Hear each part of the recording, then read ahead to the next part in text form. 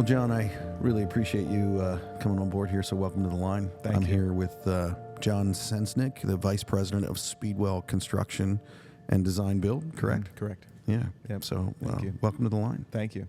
Yeah. Well, Jon, why don't you tell us a little bit about just your history and how you, I'm really curious, and I think those that might be listening are wondering, how do I become a vice president? Like, that's kind of a really big deal title. Right.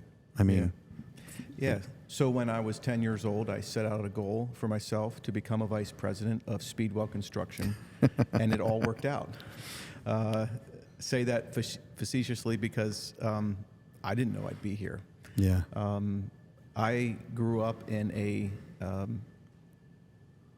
big family. I was the youngest of 7. When I was 17, we had adopted a 10-year-old, and so we had 8 kids in the family, and so that was how I grew up. We grew up with everything we needed, not much more. Okay. And I grew up in what we would call a family farm. My dad didn't have a farm, but he had the family business on where we lived. What was that business? Sensenig's Auto Body. So Okay. I grew up in an auto body shop, working on cars since 6, 7, 8 years old. Just kind of putzing around in the shop with my dad, and like every young man with their dad, getting tools for them. Yeah. And going through that whole. Hand me this, hand me that. Yeah, get me the half inch. No, the half inch, not the 9/16. Did you ever hold? I remember helping my dad work on our cars because we didn't have enough money to pay a mechanic to do Right. it. And you ever hold the light for him? That was the most hated thing. Holding the light was an art and science that I can't explain. So I thought it was like Chinese water torture. Yeah, it was really like, was. hold Yeah. it, hold it here. basically, No, over there. Basically, you were never right, Yeah. and you were always wrong, but you were always needed. Yes, you were always needed. We were very important. But you needed to know that. Yeah, that it was wrong. It was Yeah. wrong.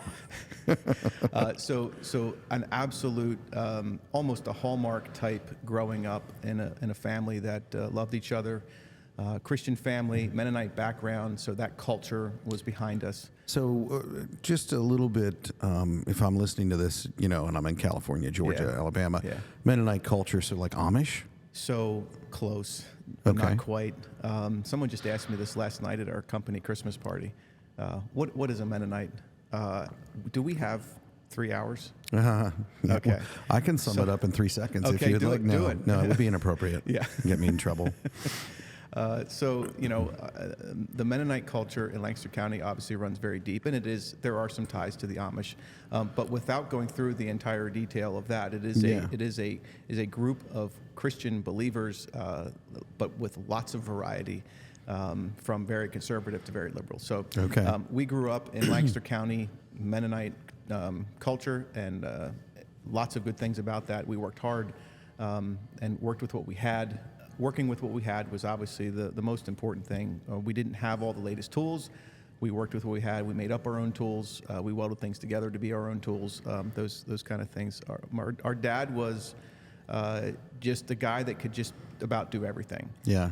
Now we're getting a little nostalgic about that as we get older, because Yeah. as you watch your parents age and you start to get nostalgic. So, but I do have to tell one story about that if I can. So this defines a lot about our growing up. We were working on a pickup truck in the shop. Now, mind you, we were in the paint room, so that's just a minor detail of torches and paint rooms. Not something you want to combine, but we were using the torch in a paint room. We were trying to take a bumper off a truck, and we were so sure that it was just absolutely not possible to take this bumper off anymore. So we went down to the house and said... And this is you and your brothers and sisters? This is me and my brother. Yeah, me and my brother, Andy. He went down to the shop. He said, "Dad, this bumper's not coming off." Basically, we tried everything. There's no getting this bumper off. So this is not a solution we're fixing here. Right. We finally got to a point where we did everything possible, and there's nothing he's going to do either to get it off. Right. Well, you can imagine that as a dad. Yeah. Yeah. Okay, let's see, young man. So he went up, opened up the torch, and just burned the whole thing off, and just chunks of metal just falling off and sparks flying, and he's not wearing all the appropriate PPE, but it was fine. And we just stood there in awe of like, okay, when you hit a wall, you just keep going. Yeah. You don't stop. Yeah. So I grew up in that kind of family and environment, and so I through high school didn't have a plan, didn't know what I was going to do. Long story short, I ended up in college, Lebanon Valley College. I went through, got a business and Spanish double major in college. Enjoyed it for the most part. It was reasonably fun. I got to study abroad. I got to play soccer. It was a good experience. Is abroad like outside of Lancaster County? Abroad is over the York Bridge to get into York. Yeah, over the Susquehanna. So I studied in York. No, I studied in Spain. Really? I did not know that. You didn't know that? I did not know that. Okay, all right. I also, after college, I taught English in Guatemala for a little bit. So I spent some time overseas after college, during college and after college. I didn't have a plan after college. I didn't know what I was going to do. I graduated, no plan. I ended up going back to my dad's shop, which he had passed on and wasn't doing. He had passed on the business. He's still alive. But he had passed on the business. And I just went back to the shop and just opened up the doors and started doing work again for customers because I just had no plan. How old were you at this time? I was 21. 21. Okay. 21 years old, college degree. Me and my brother went through Lebanon Valley College on a lot of scholarship, and so we were thankful for that. We didn't come out with much debt.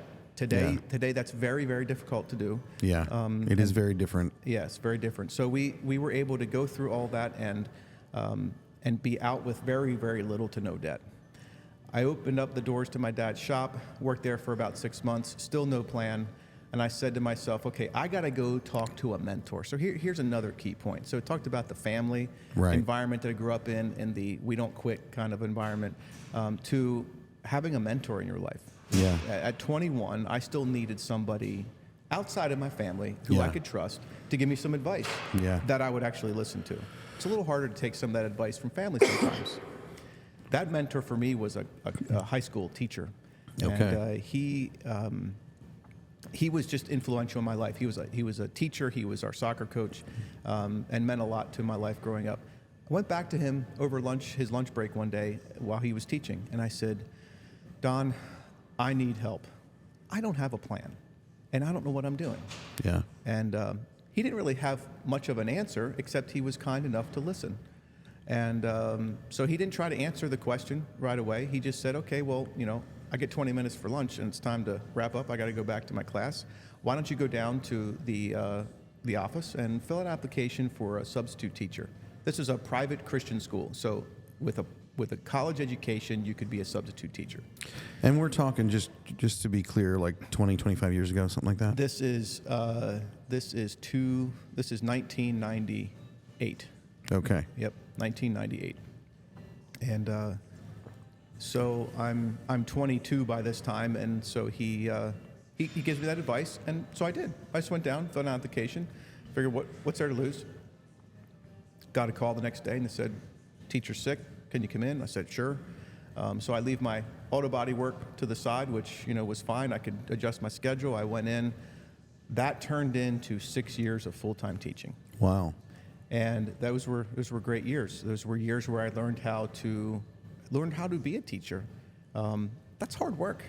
It's a grind what teachers go through. It is a grind. People who do that for a career, I mean, I salute them. That's not amazing. for the money, that's for sure. No, exactly. Yeah. I built a lot of good relationships with other teachers. I enjoyed being a coach, so I was a soccer coach there, and a teacher of a variety of classes. So I really enjoyed those times. Most memorable is every year we would take the students on what we called a missions trip. So it was a place where a senior class could experience another culture and also experience what other worldviews are like in another culture. Yeah. And so we did that every year. So that was all me before I got into construction. So as I'm in my 5th year of teaching, I met my wife, Lori. So in a moment of probably weakness for her, she said yes to me when I asked her to marry me. And thank the Lord I married her, because after I got married, I really started to get serious about, okay, what is the direction of my career? These were good experiences. They were things you can do when you're young. Right. But now I need to provide for a family. What do I do?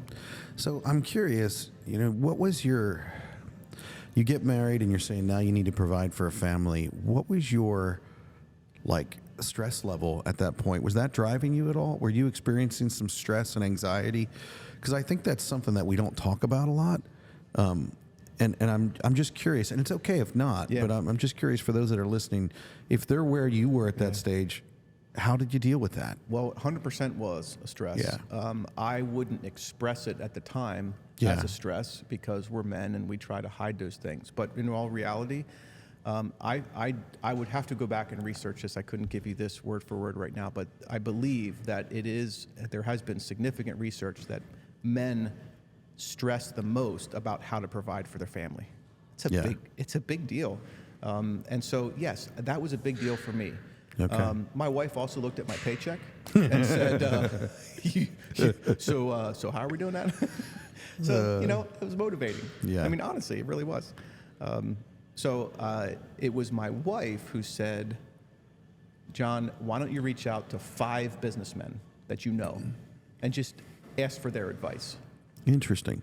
And I didn't have any ulterior motive to try to work for them. It was just a moment of reaching out to people who have experience in that particular thing. So just a question, for those that are listening here, you say that you reached out to 5 businessmen.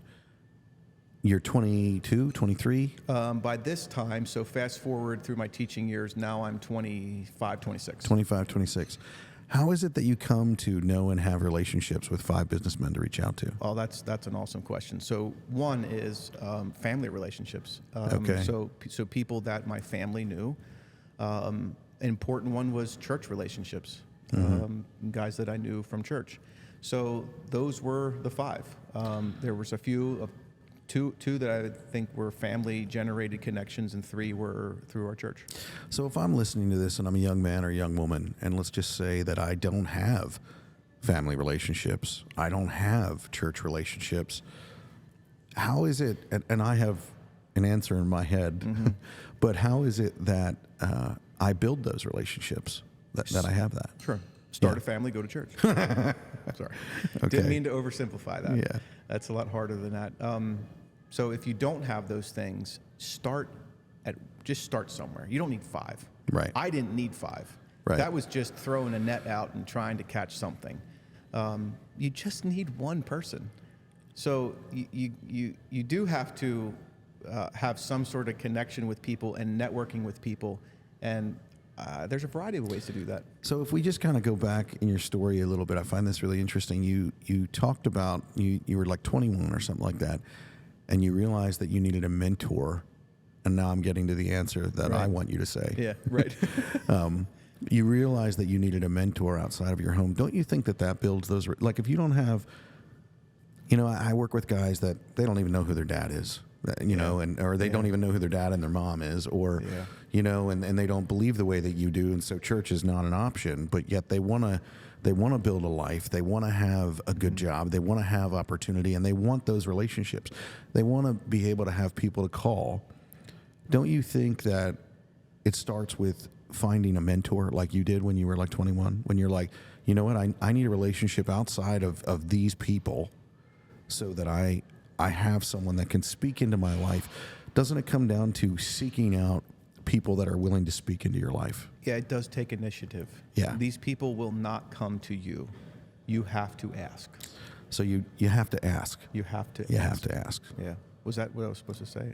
I didn't get the notes. I guess my question, and we'll come back to continue with your story, but I mean, I think this is a big deal, and I think it's good to spend a minute on it. And I think my question comes back to,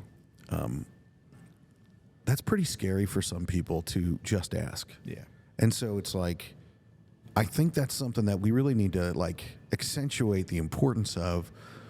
If you don't have a mentoring relationship in your life, if you don't have someone that can speak into your life, you're operating solely on your own knowledge and your own abilities. And if you're like I was when I was 21, that knowledge and ability is not that great, to be quite honest. And so what John is saying here, and I think that this is important to say, is the importance, and it actually doesn't matter if you're 21 or you're 31 or even 41. Right. If you've never gotten those relationships, you need to just ask. Yeah. You need to just make a decision, and I would say write down, like your wife said to you, write down a list of 5 people, and if you only ask 3, fine. At least you ask 3, Right. and pick people. It doesn't matter if you like go on Instagram or LinkedIn and you're like, all right, I'm going to send a message to this guy and say, hey, because can you be my mentor or whatever. I will guarantee you, anybody that has come to where you are in life, or even some of these businessmen, if they're honest about how they got there, if they can't be your mentor, they're going to want to help you find one. I mean, Exactly. yeah. So can you imagine a young man coming to you and saying, Josh, I really need some help in finding some direction. Would you help me walk through this in a few conversations? You don't have to use the word mentor. Can we talk? So, at the interest of ruining my intimidating image that some of the guys have told me that I have, it would melt my heart. Right? It would melt my heart. Well, you wouldn't sit there and say, I'm too important for this. I mean, maybe you are important. If you were asking, I would say that. Yeah. But then I would. Right. But seriously, what grown man would say, I don't want to do that for someone who's asking? Right. No, that's what we do for each other. It is what we do for each other. Don't be. Intimidation is just part of the process. To be a little overwhelmed is normal, but still do it anyways. Yeah. Well, the only way to overcome intimidation or fear, for that matter, because that's what we're talking about here. Yeah. We're talking about saying no to fear, because fear is just never good. You know, it's good to be cautious. It's good to be careful. But fear is something that's holding you back from something that is meant to be yours. Yeah. And I would just, you know, if you're listening and you're a young person and you're trying to figure out, well, how do I advance in my career? And I'm not saying, you know, John, you said you didn't like have a plan at 10 years old to become a vice president. But if you want to be continually advancing, fear needs to take a sideline step. And you need to evaluate things and be like, all right, this is what I'm going to do. This, and this. Because if you're letting fear make your decisions for you, you're actually just going to continue to go backwards in life. You're never going to go to that next level. You're never going to get that next accomplishment. Yeah. So back to your origin story here. You were talking about your wife told you to go talk to these 5 people. So let's go into these 5 people, and then how did you get where you are at Speedwell? The most important are really 2 that I talked to. Okay. And the others were helpful, but it came down to 2 guys. One who was my former pastor. Okay. Who had moved on from pastoral ministry and decided to start his own construction company. And he ultimately is the one that gave me a shot. He took a chance on me. As we talked for months. I mean, this was a long process. But during that time, he ended up starting his own thing. And as he started his own thing, it became more and more a realistic possibility that I could join him. And I was his first employee. So it was just me and him. So one other thing that I would just want to kind of highlight here is, and you talked about this, and when we look back in hindsight, when we were younger and we were getting those opportunities and those experiences, you probably weren't making the money that you make today. No. And we're not going to talk about salaries, but I do think that this is an important fact. In the start of your career, the importance to recognize the value of what you might learn over what you might get paid. Right. You know, I listen to a lot of, Bill Witt has this podcast called Dirt Talk, and I really like this guy named Aaron Witt. And one of the things that he says on that podcast is, you know, you just got to send it. And he talks about when you're young, getting out there and just going and getting a job and trying it at this company or this company or this company. And when I heard him talk about that, it reminded me of when I was young. And the thing that you can't quantify, you know, and you have to be able to look at it in relation to money. But it's like when you're young, it really doesn't matter what you make. And those experiences, they are priceless. Yeah, and you know what? I came from teaching in a private school. Yeah. You can imagine what my salary was in 2004. Yeah. When I was done teaching. In 2004, a private school teacher, Lancaster County. You can go look it up. Yeah. It wasn't a lot. Okay. But you know what that did? it set my bar at a really Yeah. realistic level. Yeah. There was nothing that I couldn't get into and be making just a little bit more, or maybe somewhat more, but everything was an improvement. Right. So one of the advantages of coming from a minimal means is that you just go attack everything. And so when that opportunity came up, and that opportunity was Chris Labs, by the way, and Chris, if you're watching this, thank you, because you gave me a chance. But that opportunity was huge for me. He took a chance on someone who didn't have a whole lot of experience, but he knew me, Yeah. and so he sent it too. Yeah. He was taking a risk. So that was residential, design build, renovations, and additions. Okay. And that's how I got my start. I started by designing kitchens.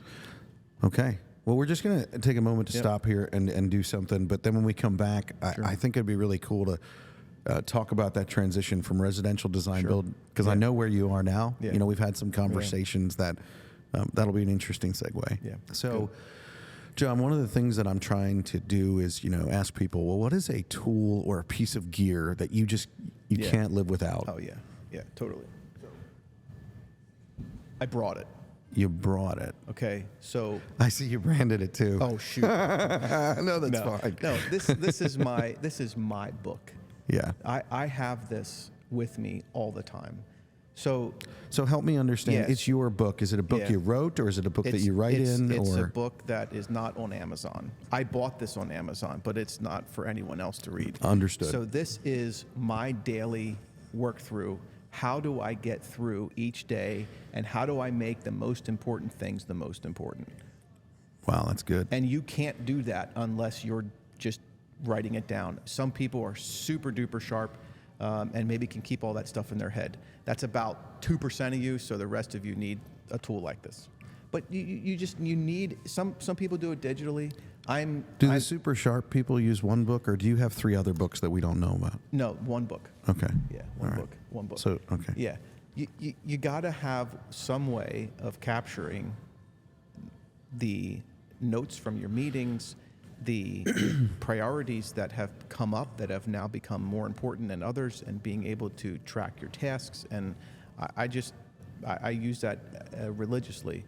You can't. To me, keeping separate notebooks all around just is confusion. I agree. And so I know it sounds very elementary and trite, but it is probably the most important thing I've done through my years. As I got into commercial construction, I had so many things going on at the same time, and I had to get to one, and that's when it started. Yeah. I think that it's probably one of your fundamentals, that is just part of your basics. And even though it's simple, it's one of the things that I do as well. I journal, and I keep a notebook with me all the time. Yeah. Like I have one notebook that's like that I triage and I process things. So that's really good. I think that might be one of the best ones yet. Yeah. So Yeah, cool. that's it. Awesome. So we're going to shift gears here, and we want to talk a little bit about teamwork and things like that in the construction space. Yeah. But before we do that, just kind of going back to your story, I think that you you made a transition where you're working for a company doing residential design, build, and construction. Mm-hmm. And I think it's really interesting because in your role now, it is very much not residential. Right. It is very much commercial, industrial, and you're working for a company managing some very large projects. Right. I mean, Speedwell Construction is who John is working for, and they are a mover and a shaker in our geographic area. And so I think that's a pretty big deal of how you started small, and then you are provided these opportunities because you're sending it. Mm-hmm. And because I think one of the biggest things that, I grew up in the same geographic area that you did, Lancaster County, South Central Pennsylvania. And so while I'm not from a Mennonite background, a lot of my friends were Mennonite. I grew up working on Amish farms, Mennonite farms when I was a young man. And the biggest thing that I would say about the Mennonite culture, one of the biggest positives is, and you talked about this, but I really want to highlight it because I want to honor this because it's really important, regardless of what you believe faith-wise. Their desire to work hard and hard work.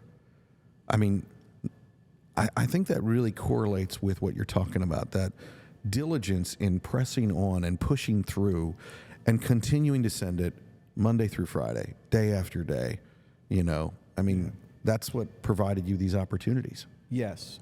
I do think that the Mennonite culture is important to understand one critical element, and that it is their faith that drives them to do what they do. Interesting. It has to come from somewhere. It has to come from a belief system. Your beliefs inform your values inform your behaviors. And, their belief system is core to who they are.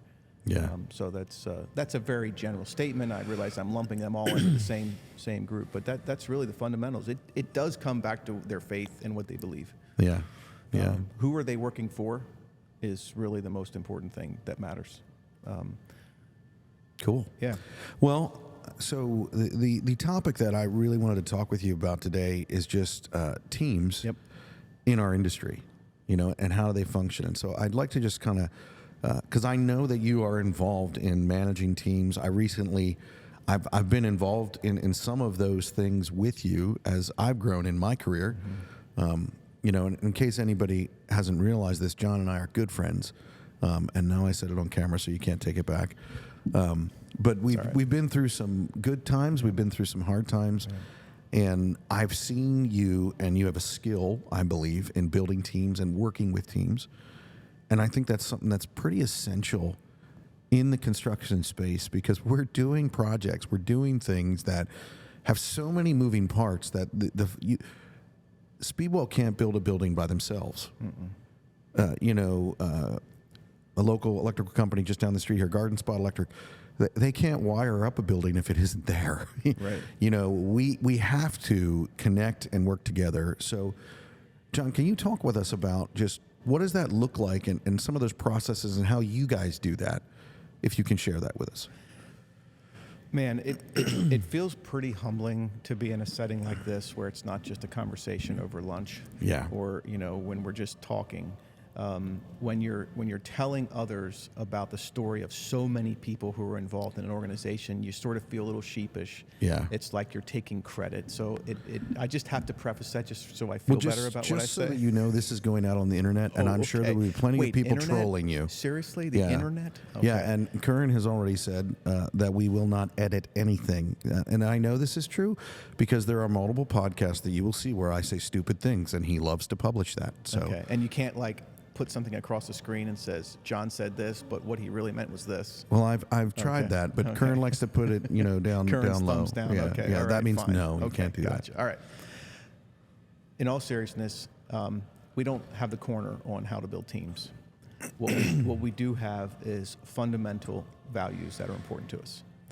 And one of those values is humility. Now, if I tell that to the world and say, well, I had this experience and I don't think that was humble. Well, there's plenty of times where I haven't been humble. You said the value is humility. Are you saying it's humble or humility? I think that's an important, That the value is humility. Okay. So that we exude humility in what we do and how we act. Now, do we do that all day? No. Yeah. But we do have some goalposts to strive for. Yeah. And the way that plays out as a GC, we have difficult relationships that we're trying to manage when we're managing teams. And the best relationships that I have in the industry are ones that I've had difficult situations with.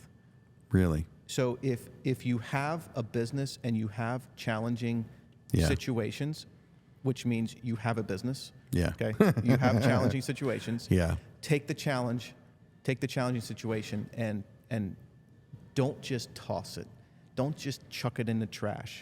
So when you say don't just toss it, what are you talking about? And give me an example. Okay, so you're Don't use business names, but you can use trades. Yeah. You're an electrician, and you hire a sub to supplement on your job site, and that sub comes in, and at the end of the day, the results aren't what you wanted. Yeah. So get out of here. I'm going to find the next guy.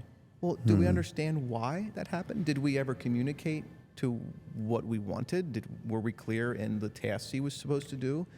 Or was he just wandering around and not knowing what to do? I mean, So I have that situation with the sub. What do I do What is the next step? So, because my gut reaction would be, I don't have time for this. I don't want to deal with this, and quite frankly, I don't enjoy this like hard conversations that might be involved. Like what is it that I do to do what you just talked about? I hate to overuse the term because it is the name of a book. Yeah. But have a crucial conversation. What do you guys? What do you call it? On the coin. An honest conversation. An honest conversation.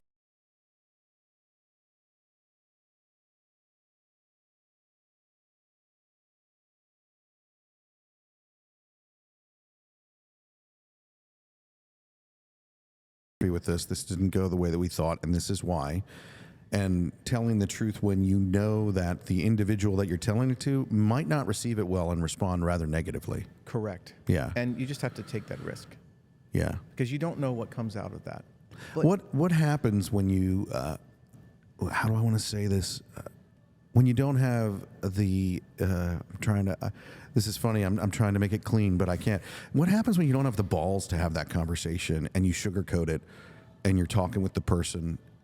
What happens then? So that's just really unfortunate because you've missed an opportunity. So now you have tossed a human being, which we've all done. We've all done this to people, but we say, get out of here.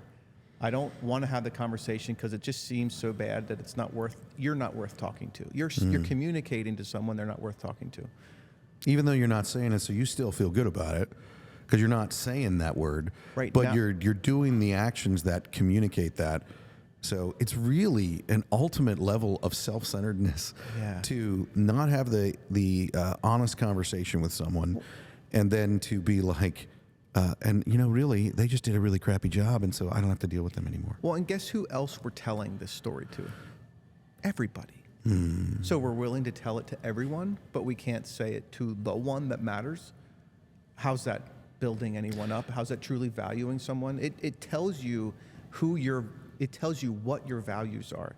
It says my values are me and my comfort and my situation rather than what's in the best interest of that individual. So when you say you tell it to everybody, I think one of the things that if we're managing a team or even actually not even if you manage a team or you're a part of a team, which means that you have a job, because if you have a job, you are a part of a team. Right.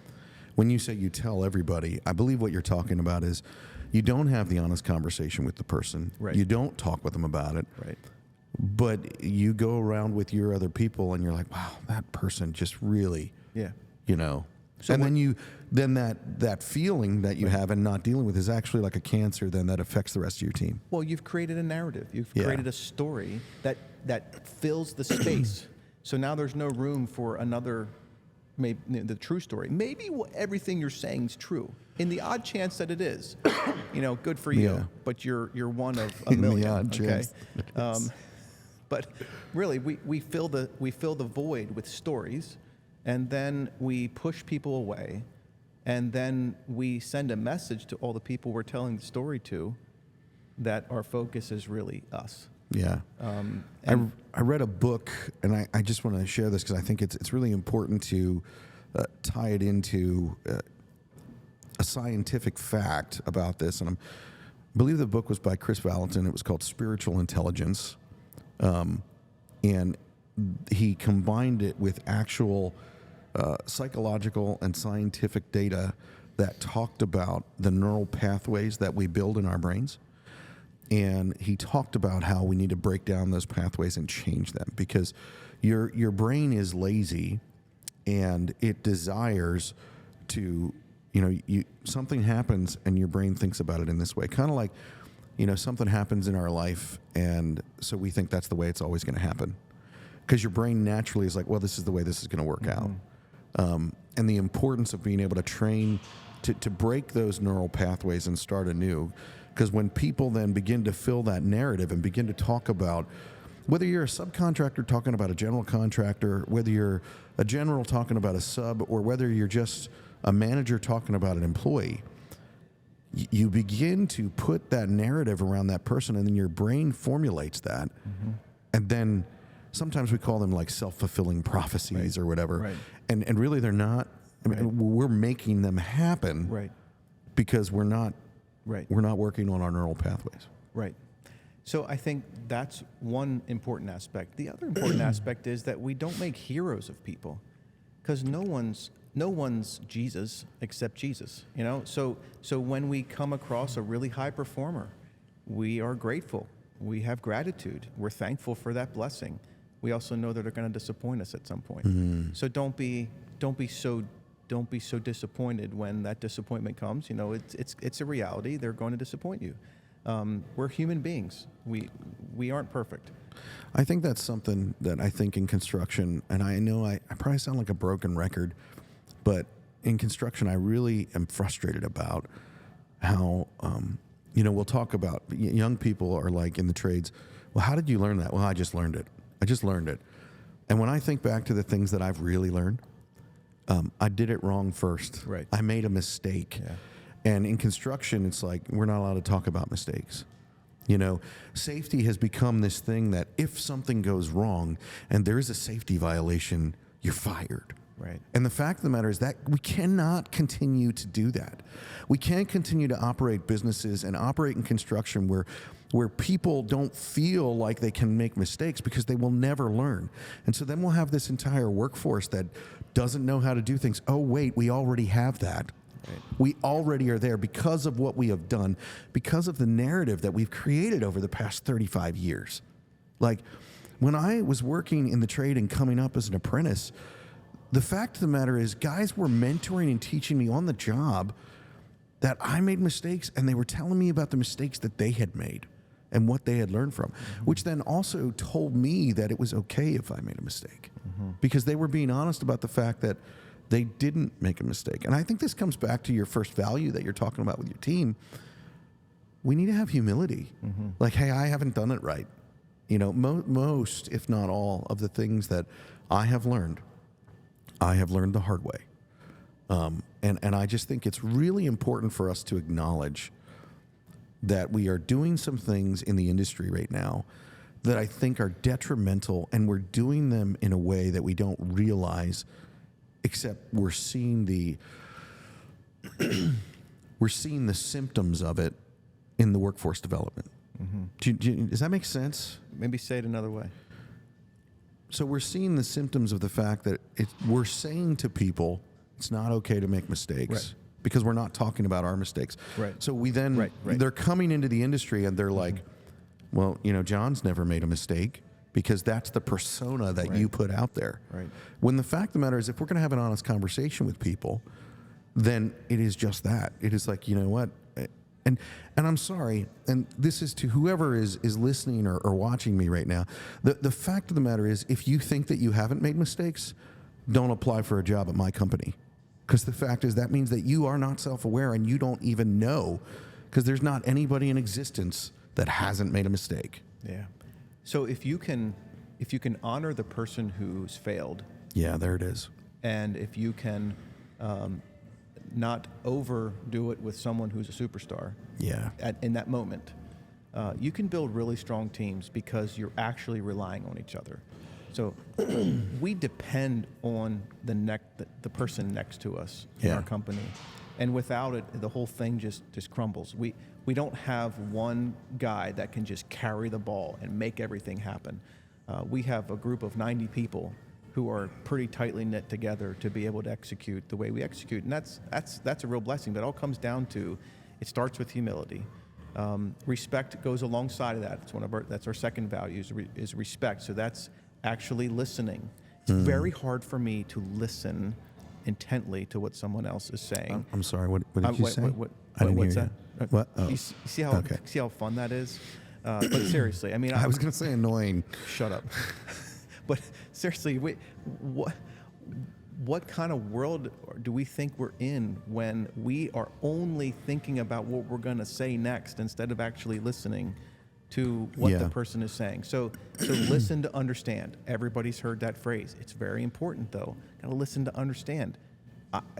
I find myself, that is one of the hardest things for me, because I like to think my brain's moving fast. It's actually probably moving just slowly, but it's not helpful. So respect is listening. I mean, this isn't like rocket science. I mean, it's pretty basic. Yeah. And so if you can do that, you're adding to a team. If you can have a sense of urgency with your work, that's the third one. You got to have a sense of urgency with what you're doing. Nothing should be just, I'll get to it. Now, so I'm gonna actually throw something at you there, because you're talking about respect, and this is one of the things for me. I'm not going to say I'm going to disagree with you, but I'm going to push you to clarify. Sure. Because I disagree that everyone deserves my respect, and so, what I mean by that is, just think of some people in political office. Do you respect them? No. Okay. No. And so I'm going to say what I'm thinking, and you can decide to agree or disagree. Yeah. I believe that we should honor everyone, and we honor certain positions. I've worked for bosses that I didn't respect, but I needed to honor the fact that they were the boss. So here's the clarity. Yeah. Respect is the verb about what we are doing. So it is how I'm acting towards the other person. It's not about you. Interesting. It's about listening. You really wanted to say that it wasn't it's about not me. about Josh Milan. No, it's not. It's not about you. It's not about your values. It's not about what you believe. But I can listen. I don't have to believe what you're saying. I don't have to like what you're saying. But if you and I are on a project and we disagree about something, I can listen. I might completely be upset about what you're telling me, but you do have a perspective that I don't see and I can't understand.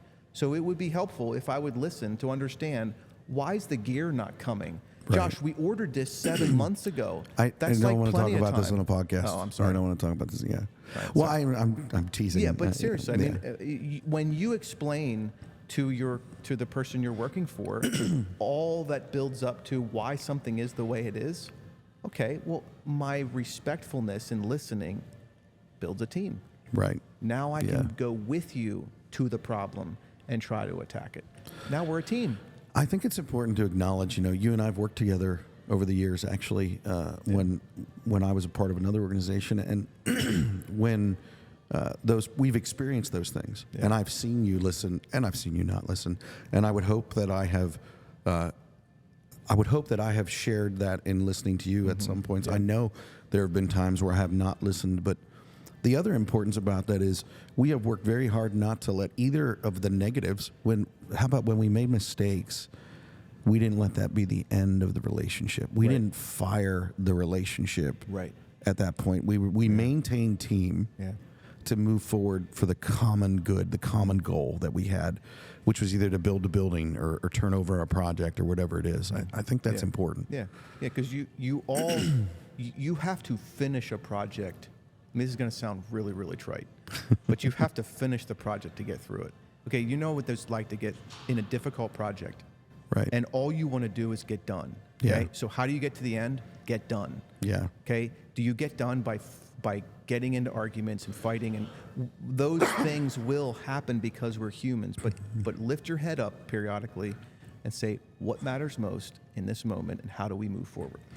Well, I think that comes back to fear. I mean, I almost went bankrupt once in a business because I just had to get it done.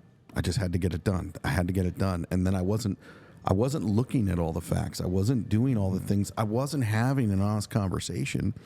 And so then I got it done, man. I got it done. But the cost was almost too great to bear. Yeah. Actually, I would say the cost was too great to bear. I pushed through it and was blessed to be able to come out on the other side, but totally by grace that was undeserved by me.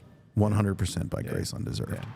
Yeah. Obviously, there's times when the hard conversations have to be had before it's all over, because there are disagreements that happen in projects. There's contract issues. There's all kinds of things that can go wrong, and there has to be clarity through it all and through the hard times.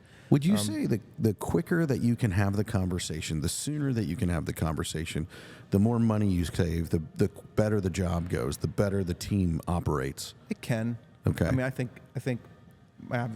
I can think of examples where it has. I'm probably overlooking the examples of where it hasn't, because I tend to remember the good things, and others around me remind me of the bad things. So there's probably others around me who would say, "Yeah, but John, you forget this time," and that's true. But it's honoring to people to contracts and relationships and customers to have the conversations early. Yeah. So if it benefits everyone, well, that's awesome. But it's just the right thing to do. Yeah. So it's a values proposition. I think as a specialty contractor, if you're working with a general contractor, I think it's really important to acknowledge the importance of having that conversation as soon as you have all the facts. Yes. Like, don't have the conversation if you don't have all the facts. But Please don't. Yeah, well, it's not good for you. No. It's not good for the specialty contractor that's on your team. But the importance of get all the facts as quickly as you possibly can, because one thing that I think a lot of people, if you're not in construction, that you don't realize is, a project when it starts, it's got to keep rolling until it's done, and they never stop. So you're literally making, design decisions about the project, manpower, products, everything, while the project is still moving. So there is a limited time window where if you don't make this, it's what we call a law of diminishing return. Right. Well, and that's the sense of urgency. Yeah. Is you have to stay on your feet. We are a fast-moving business. We are manufacturing facilities that are remote every day. And that so is a good way to put it. We're taking this process to all these different buildings, and we're trying to make it all run smooth, and that's hard to do. But you got to move. You got to move with urgency. So if you're diligent about getting the facts, you can have a real conversation. If you don't, then it's emotional. Right. Then you're just driven to anger or just rash decisions and that sort of thing. Okay. Yeah. So the next part, I mean, you were talking through your different points of building a team. Yeah. So the fourth would be diligence. So the first was let's go through all four just to refresh our memory. Humility, respect, sense of urgency, and diligence. So sense of urgency is I am going to quickly respond because I have something that somebody needs, and I'm going to quickly get that to them so that they can keep going. You and I have talked about this even with project managers. I would call it the race. Yes. Like there is a race for us to communicate to you. If a question is asked, or even if it's not, and we can sense, because listen, the fact of the matter is you should be able to sense when it's coming. Yeah. If we can sense that it's coming, right. The importance of winning the race of communication to communicate, whether you have the answer or not, me sending you an email saying, hey, I know that we see this problem. We talked about it in the project meeting. I'm working on it to get you a solution. Right. That just I feel like one of the things that does when you're doing a project is it lets you know that I was listening. It lets you know that I care and that I'm working on it. Yeah.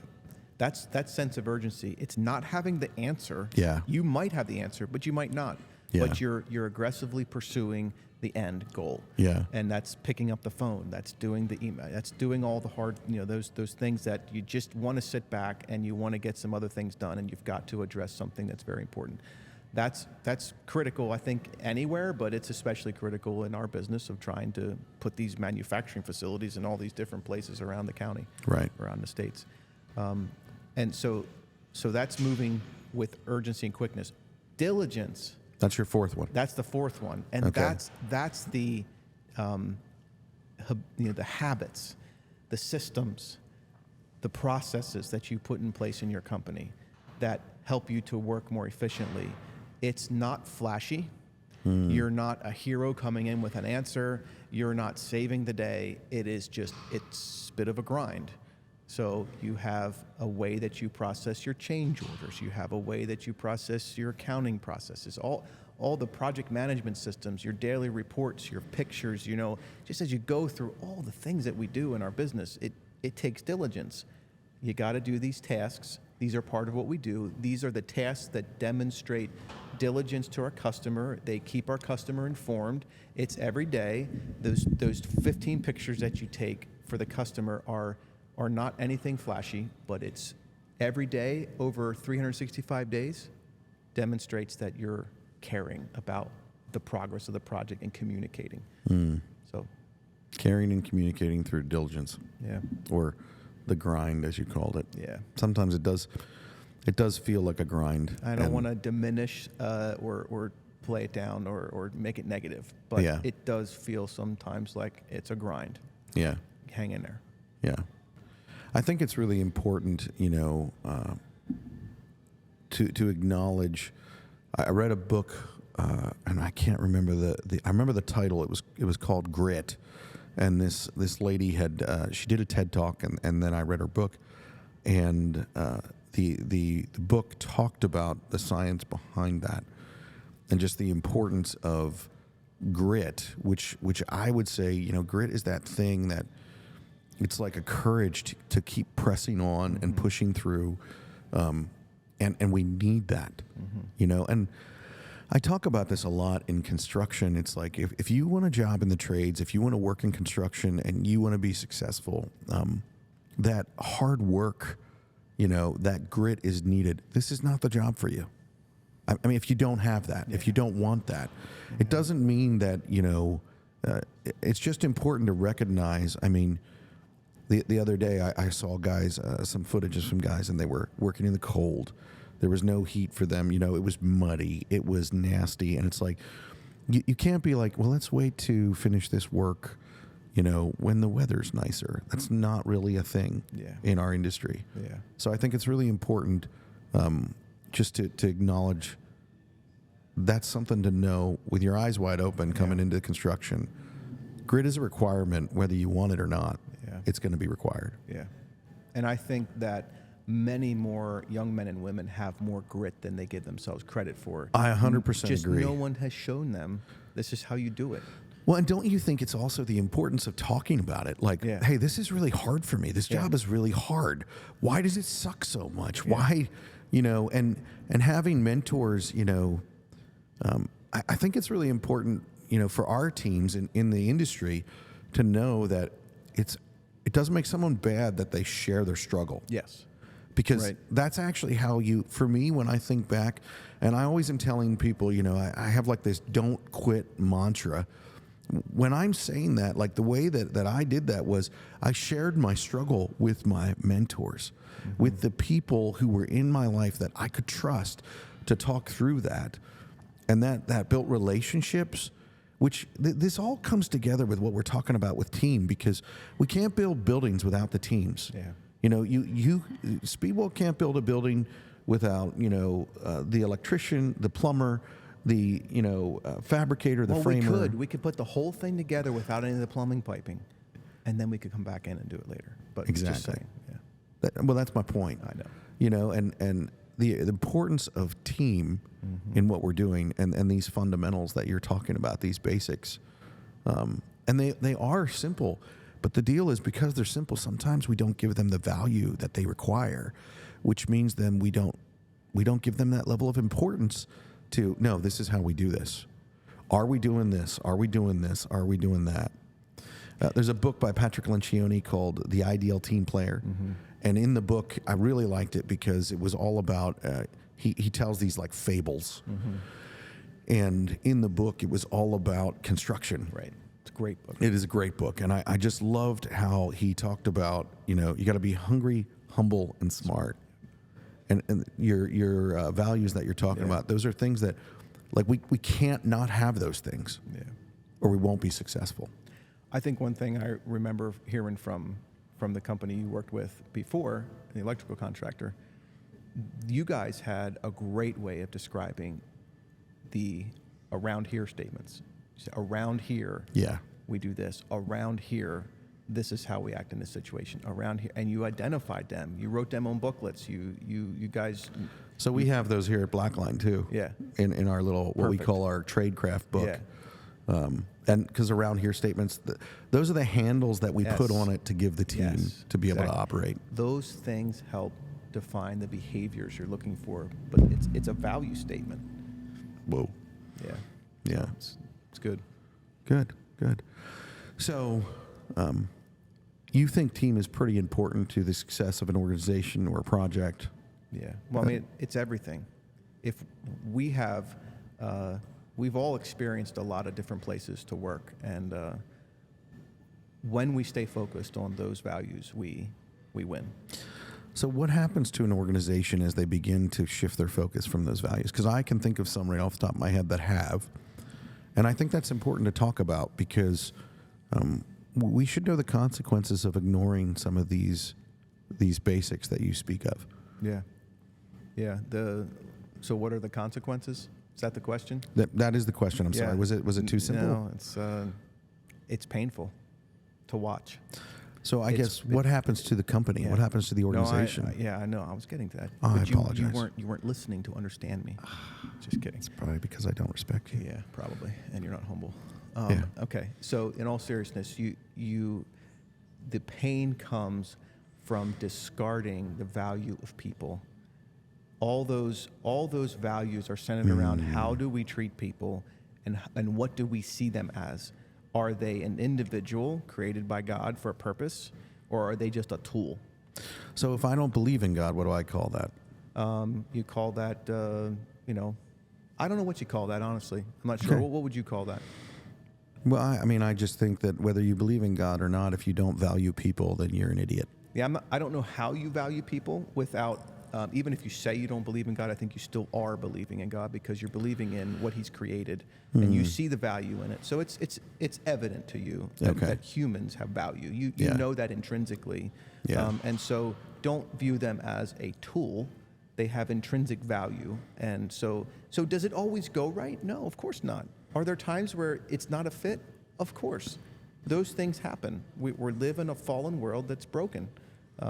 But when we honor those people around us by having those values, but back to the question, if we don't do that, we blame people, we blame things, and we divide. Yeah. We break down, we start to crumble, and then we get angry.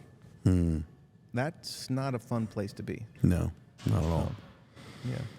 So as we're coming to a close here and we're ending, and this is funny, I usually like to end with this question/statement, and I'll lead into it with, one of the reasons at Blackline, our vision is to lift the view of the skilled trades, to show people that these jobs matter. They're important. The people that do them are important. And I think, honestly, more important than our current culture gives them credit for. Yeah. We're literally sitting in this building, and as I look up, there's lights on. Earlier we could hear the HVAC system, and quite frankly, it's cold outside, and we're rather comfortable right here. Yeah. And there's not whiskey in these cups. But there's fresh water. It's well, clean. It should be whiskey, but whatever. I think it was bottled water. I assume that you didn't just give me crappy water, but you might have. It's good for life to have a mystery. Okay. Yeah. So I would my reason for me doing this, it's about faith and future. Like my faith drives me to be investing in what it is to lift the view of the skilled trades, to invest in people. And then selfishly, it's also about the future. Because the fact of the matter is, I think that there is a problem when the statistics say that for every 5 men and women that leave the industry of construction, the trades, 1 is entering. That is not sustainable. Right. You don't even have to be good at math to know that doesn't work. Yeah. And that's actually, I can remember being younger and, you think of apocalyptic movies, like Terminator or, I forget some of the other movies. But my point being, you look at people living in those apocalyptic times, and it's like, it doesn't take a robot machine to steal the lives that we have today. It doesn't take that for the zombie apocalypse to happen. Listen, you start to lose some of the basic tenets of how we live our lives and what we do, and people will become like zombies. They don't need to have a virus. Yeah. And it's really important. And so selfishly, it's like my faith plays a part in this. And then the future, I have children, and the importance of there being something for them, and that they don't have to start over. Like the fact of the matter is, knowledge is leaving the industry, and we have to change that. Yeah. Not only is knowledge leaving the industry, but people are leaving the industry because we believe what we do shows that we are valuing these things more. And so we need to change and lift that view. And so that's why we're doing it. So for you, you've already answered some of this, but reiterate it. Yeah. This is the faith and future piece. What is your faith and future piece? Well, it's fundamental because our faith drives where we believe things have come from. And I believe that every individual was created by God for a purpose.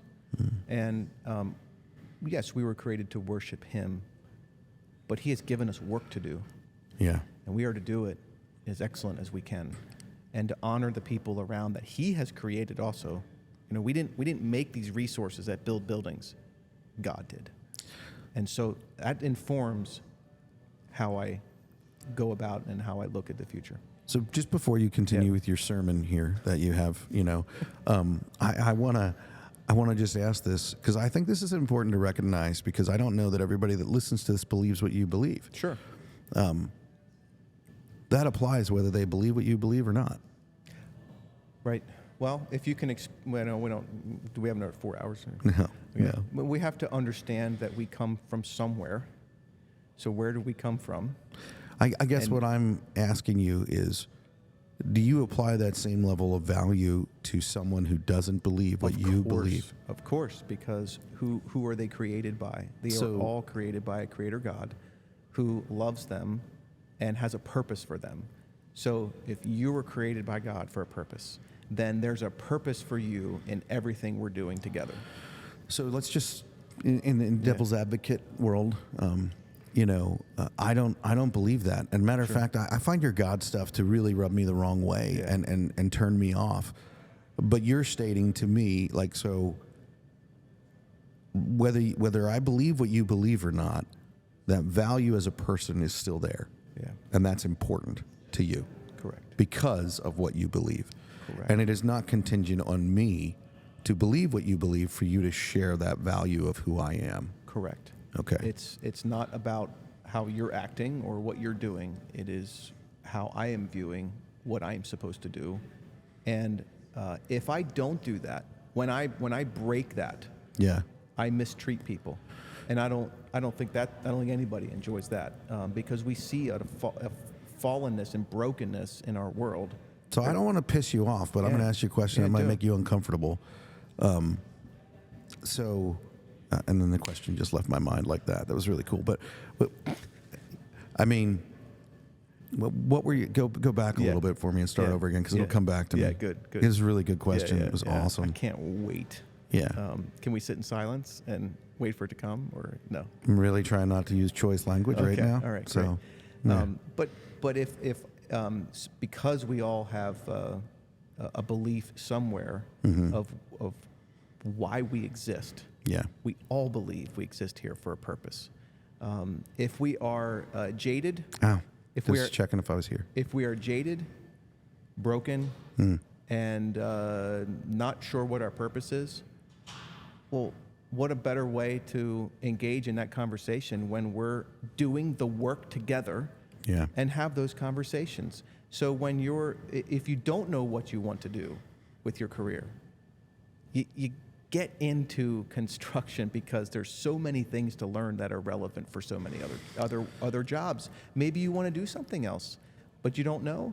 I mean, essentially, that's kind of how I ended up in construction. I did not have a plan, but I took, principled steps.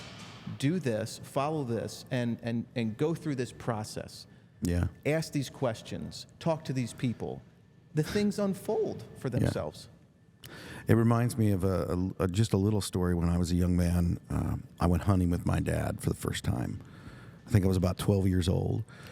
And we went out into the woods, and it was vast here in Pennsylvania. And when you talk about those steps, it reminds me of what he said. He said, so if we get separated, and little did I know we were about to get separated, because he was going to sit me down in the woods and be like, you sit here, and I'm going to walk a mile down the road, and, I'll be back. But he said, if we get separated for some reason and you're out in the woods, he said, I want you to pick 3 trees. And you walk to the first one, and then you walk to the second one, and then you walk to the third one, then I want you to pick 3 more. And he goes, eventually you'll get out of the woods, because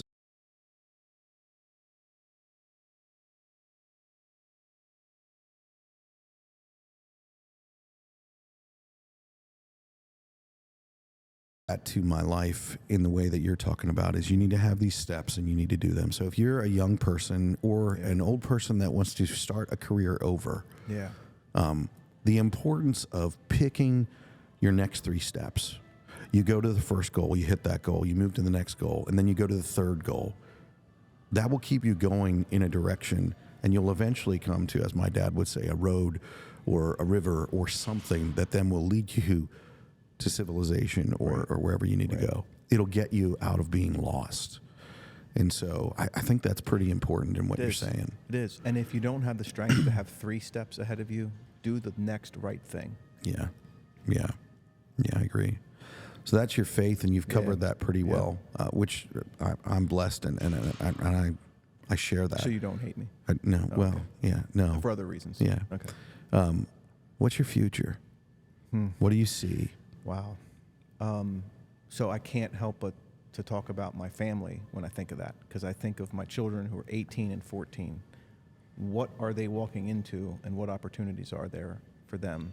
And so, yes, my faith is tied to that very much so.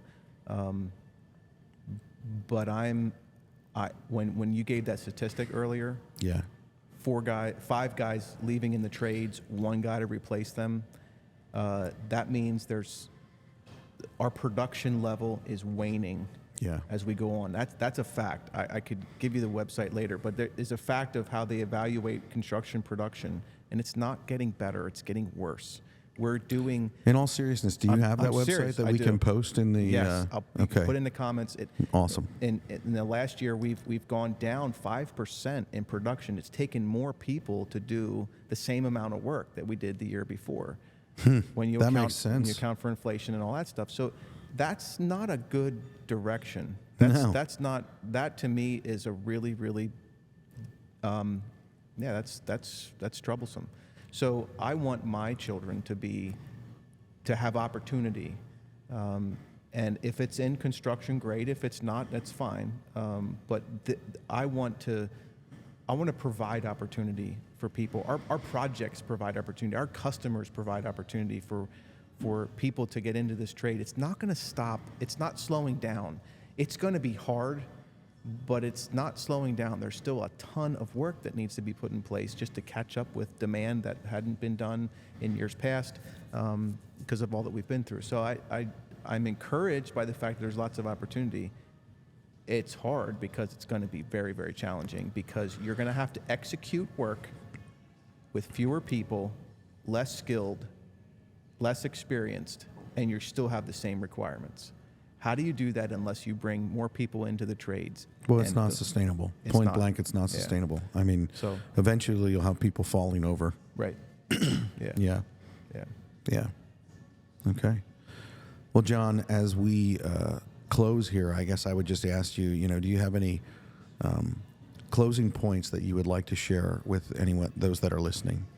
Hopefully someone is listening. Yeah.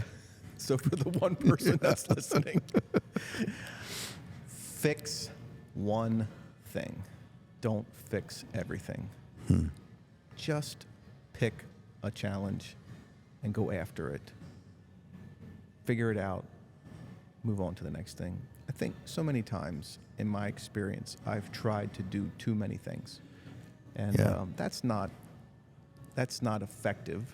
And it's not helpful to others around you, because you end up stirring up a lot of things.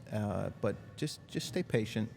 The people that I work with, I'm so thankful for all of them, because we all help to support each other's weaknesses and complement each other's strengths. And so that's one thing I would really encourage. Such a simple thing, but don't get hung up on fixing everything. Fix one thing. Okay. Well, I want to reiterate, Jon and I were talking about building teams and whatnot, and those fundamental basics. Those are important things if you're a part of a team or moving into a team. And if I remember correctly, what was the first one? So it was humility. And they're right there. Humility. And the microphone's in front of you. Respect. Sense of urgency and diligence. There we go. So humility, respect, sense of urgency, and diligence. And then you want to fix one thing. And so I think that's really important. When you are getting up and you're having a case of the Mondays, remember those things. Remember that as you go to do your job. If you're listening again to this podcast, it's called The Line. And it's called the line for a reason, because we want to challenge you to step up to the line with us. We are asking you, if you are in the industry, step up to the line. Do these things. Pick your one thing that you're going to do and go after it. Let us make a difference to lift the view of the skilled trades, to show that people have value.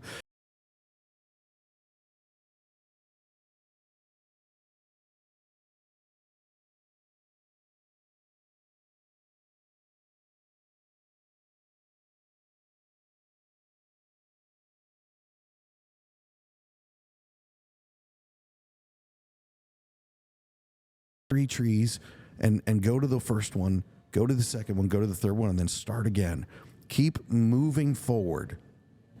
Don't quit. Have a great day.